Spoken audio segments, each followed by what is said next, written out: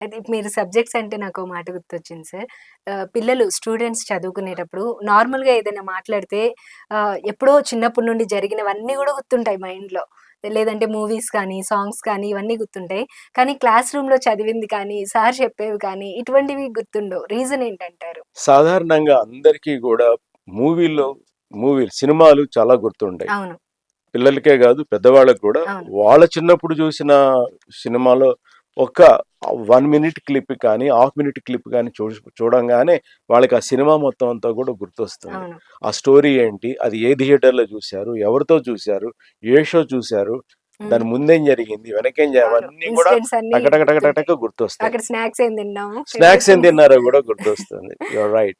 So, ఇవన్నీ కూడా గుర్తు రావడానికి ప్రధాన కారణం ఏంటంటే, ఆ మూవీ మనకు బాగా గుర్తుండడానికి కారణం మనకి 3 విషయాలు. ఒకటి బిగ్. బిగ్ అంటే bigger than normal size. Okay. సాధారణంగా చూసేటువంటి సైజ్ కన్నా పెద్ద సైజులో అవి కనిపిస్తాయి కాబట్టి హ్మ్. ఎక్కువ గుర్తుంటుంది. ఓకే. అలాగే మనం కూడా మామూలుగా కనిపించే దానికన్నా ఇంకా పెద్దదేనా కనిపించిందనుకోండి. ఇది పెన్నుంది. ఈ పెన్ను నార్మల్ సైజ్ ఇది. హ్మ్. ఎందుకంటే పెద్ద పెన్ ఎప్పుడైనా చూసారనుకోండి, ఖచ్చితంగా అది పెన్ గుర్తుండిపోతుంది. గుర్తుంటుంది. అవును. అలా పెద్దగా ఉండడం ఒకటి. రెండోది కలర్‌ఫుల్. హ్మ్. సినిమా అంతా కూడా బ్రైట్‌గా ఉంటుంది. మంచి కలర్‌ఫుల్‌గా ఉంటుంది. సో, అలాంటివి కూడా మనకి బాగా గుర్తుంటాయి. ఓకే. మూడోది మూవింగ్. అంటే మూవీ పేరే మూవింగ్ కదా! హ్మ్. కదులుతూ ఉంటుందది. అదే టెక్స్ట్ బుక్ అనుకోండి కదలదది. అవును. 2 డైమెన్షనల్ పిక్చర్ అనుకోండి కదలదది. సో, మనకెప్పుడూ గూడా బిగ్, కలర్‌ఫుల్, మూవింగ్. ఈ 3 కనుక ఉంటే అయి బాగా గుర్తుపెట్టుకుంటాం. ఓకే. ఇవి మేజర్‌వి. ఇంకా మైనర్‌వి ఏంటంటే ఎమోషన్. హ్మ్. సినిమా అంతా కూడా ఎమోషనల్‌గా కనెక్ట్ అవుతాం. చాలామంది ఒక క్యారెక్టర్ కొద్దిగా బాధపడుతుంటే వాళ్ళు గూడా ఏడ్చేస్తూ ఉంటారు. అంటే ఏడ్చేస్తారు. అవును. ఎమోషన్ అనేది బాగా కనెక్ట్ కనెక్ట్ అయిందక్కడ. అవుతుంది. అవును. సో, అదొకటి. తర్వాత వాతావరణం చల్లగా, హాయిగా, కంఫర్టబుల్‌గా ఉంటుంది. స్కిన్‌కి కంఫర్టబుల్‌గా ఉంటుంది. సో, మనం మేజర్ కనుక తీసుకుంటే టెక్స్ట్ బుక్ చదివేటప్పుడు ఎప్పుడైనా పెద్దగా ఊహించుకున్నామా? టెక్స్ట్ బుక్ చదివేటప్పుడు ఎప్పుడైనా బ్రైట్‌గా కనిపించిందా? టెక్స్ట్ బుక్ చదువుతున్నప్పుడు మనకేదన్నా అది ఒక క్లిప్‌లాగా, వీడియో క్లిప్‌లాగా చెప్పారా పాఠాలు? లేదు. ఎమోషనా? లేదు. ఇలా లేనప్పుడు పిల్లలకి ఇంట్రెస్ట్. ఇంట్రెస్ట్ ఎలా వస్తుంది? హ్మ్. సో, వాళ్ళకి హత్తుకునేటట్టు పాఠం చెప్పడం అంటే, పిల్లలకి ఒక టీచర్ పాఠం చెప్పేటప్పుడు వాళ్ళ యొక్క ఇమాజినరీ కెపాసిటీని పెంచేటట్టు గనక చెబితే, ఖచ్చితంగా వాళ్ళకి ఈ పాఠాలు లెసన్స్ గూడా గూడా గుర్తుంటాయంటారు. గుర్తుంటాయి. Okay sir. లేదా కనీసం స్టూడెంట్ అయినా సరే, పేరెంట్స్ గైడెన్స్‌లో ఈ పాఠాలన్నిటిని గూడా విజువలైజ్ చేసుకోవడం అనేది స్టార్ట్ చేస్తే, ఆ విజువలైజేషన్ ఈజ్ ఈక్వల్ టు రియల్‌గా మనకి బ్రెయిన్‌కి నిజంగా జరుగుతోందా? రియాలిటీనా? విజువలైజేషన్ అనేది పెద్ద తేడా తెలియదు. ఓకే. కాబట్టి విజువలైజేషన్ అనే దాన్ని మనం ఉపయోగించుకొని, ఈ బెనిఫిట్స్ అన్నీ గూడా పొందొచ్చు. Okay sir. దానివల్ల వాళ్ళు ఎక్కువ కాలం గుర్తుపెట్టుకోవడానికి వీలుంటుంది. అయితే పెద్దవాళ్ళలో కూడా కొన్ని కొన్ని చిన్న చిన్న థింగ్స్ మర్చిపోతుంటారు. లైక్ లేడీస్ దగ్గరకొచ్చేటప్పటికి ఇంట్లో స్టవ్ మీద పాలు పెట్టి అయి మర్చిపోతారు.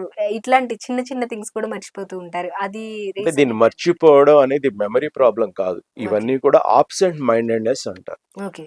అంటే మీరు ఏదో పని మీద బిజీగా ఉండి మైండ్‌లో ఆలోచనలన్నీ వస్తున్నప్పుడు, ఇంక చుట్టుపక్కల జరుగుతున్న వాటి మీద ధ్యాస అనేది ఉండదు. ఓకే. అలాగే మీరు పాలు సంగతి చెప్పారు. కొంతమంది కీస్ మర్చిపోతారు. అవును. కళ్ళజోడు మర్చిపోతారు. పర్స్ హెల్మెట్స్ మర్చిపోతారు. మర్చిపోతుంటారు. ఇవన్నీ ఆ హెల్మెట్ మర్చిపోతారు. ఇవన్నీ కూడా ఎందుకంటే వాళ్ళు బిజీగా ఉన్నారని అర్థం. ఇది మెమరీ ప్రాబ్లమ్ కింద నేను చెప్పను కానీ, వాళ్ళ కాన్సంట్రేషన్, ఫోకస్ అనేది వేరే దాని మీద ఉంది కాబట్టి, మిగతావేవి కూడా రికార్డ్ కావట్లేదు. ఓకే. ఇప్పుడు కీస్ ఎక్కడో పెట్టారనుకోండి. ఆ కీస్ పెడుతున్నట్టు రికార్డ్ అవును. కాకపోయినప్పుడు ఇంక రికలెక్షన్ ఎలా వస్తుంది? అవును. రాలేదు కదా! కాబట్టి ఇలాంటి ప్రాబ్లమ్స్ ఎవరైనా ఎక్స్‌పీరియన్స్ చెందుతుంటే ఫస్ట్ వాళ్ళకి వాళ్ళు ప్రశ్నేసుకోవాలి. నేనేమైనా బిజీగా ఉన్నానా? వేరేదైనా ఆలోచిస్తున్నానా? అని ఒకసారి ఆలోచించుకుంటే వాళ్ళకి అవేర్‌నెస్ రావడంతో నెక్స్ట్ టైమ్ ఆ ప్రాబ్లమ్ అనేది ఉండదు. ఇంకొక టెక్నిక్ ఏంటంటే, ఇలాంటి ప్రాబ్లమ్ ఉన్నవాళ్ళు నెక్స్ట్ టైమ్ ఏదైనా ఒక తరచు మర్చిపోయేటువంటి వస్తువుల్ని ఎక్కడైనా పెడుతున్నప్పుడు నేనిక్కడ టీపాయ్ మీద కీస్ పెడుతున్నాను. లేపోతే సోఫా మీద పెడుతున్నాను, ఫ్రిడ్జ్ మీద పెడుతున్నాను. పెడుతున్నప్పుడు నేనిక్కడ పెడుతున్నాను ఒక మాట అనుకుంటే చాలు. అది ఓకే. రికార్డ్ అయిపోతుంది. కాబట్టి నెక్స్ట్ వాళ్ళకి ఈ అబ్సెంట్ మైండెడ్‌నెస్ అనేది ఉండదు. ఓకే కాబట్టి సార్. పెద్దవాళ్ళల్లో ఉండేది అబ్సెంట్ మైండెడ్‌నెస్సే. చాలా తక్కువ మంది పెద్దవాళ్ళలోనే నిజంగా మతిమరుపనేది వాళ్ళదేంటంటే బ్రెయిన్ టిష్యూ అనేది పోవడం మూలాన అంటే వస్తుంది. ఏజ్ పెరుగుతున్న ఏజ్ వాళ్ళకి. పెరుగుతున్న కొద్దీ రావచ్చు. అలా ఓకే అని సార్. చెప్పి అందరికీ కంపల్సరీగా రావాలని లేదు. ఓకే. కానీ మన కల్చర్‌లో కొంచెం పెద్దవాళ్ళయ్యారంటే, రిటైర్ అయిన వాళ్ళు కానీ, 60 హ్మ్. దాటిన వాళ్ళు కానీ, "నువ్వు పెద్దవాడివైపోయావు, నువ్వు అన్నీ మర్చిపోతున్నావు" అని 10 మంది చెప్పడంతో వాళ్ళు కూడా నేను నిజంగా మర్చిపోతున్నానేమో అని అనే భ్రమలో అనుకుంటారు. ఉంటారంటారా? ఉంటారు. ఇది సోషల్ కండిషనింగ్ అని నేను అంటాను. Okay sir. అది అందరూ చెప్తారు కాబట్టి వాళ్ళు కూడా అది యాక్సెప్ట్ చేయడంతో నిజంగా గుర్తుపెట్టుకోగలిగి ఉండి కూడా మర్చిపోతూ ఉంటారు. ఓకే. రైట్. అలాగే పెద్దవుతున్న కొద్దీ బాధ్యతలు పెరుగుతాయి, ఆలోచనలు పెరుగుతాయి, బాధలు పెరుగుతాయి. హ్మ్. కొన్ని షేర్ చేయగలుగుతారు, కొన్ని షేర్ చేయలేకపోతారు. కాబట్టి వాళ్ళు మామూలుగా చేసే పనుల్లో కొద్దిగా ఇలాంటి మతుమరుపు అని కనిపించడం అనేది సాధారణం. Okay sir. అంతేకాని వయసు పెరిగిన కొద్దీ బ్రెయిన్ పవర్ తగ్గుతుందంటే మాత్రం అది కరెక్ట్ కాదు. అంటే ఈ టెన్షన్స్ ఇవన్నీ ఉండడం వల్ల గూడా ఈ అవి మర్చిపోవడం వాటి అనేది. వల్లనే ఎక్కువగా మర్చిపోవడం అనేది జరుగుతుంది. ఓకే. నిజంగా బ్రెయిన్ టిష్యూ కొద్దిగా తగ్గి న్యూరల్ ప్రాబ్లమ్ ఏమైనా వచ్చి అల్జీమర్స్ డిసీజ్ లాంటివి వచ్చి అలాంటి కేసులు మాత్రం తక్కువగా ఉంటాయి. Okay sir. పర్టిక్యులర్‌గా మన ఇండియా హ్మ్. వాతావరణంలో చూసుకుంటే.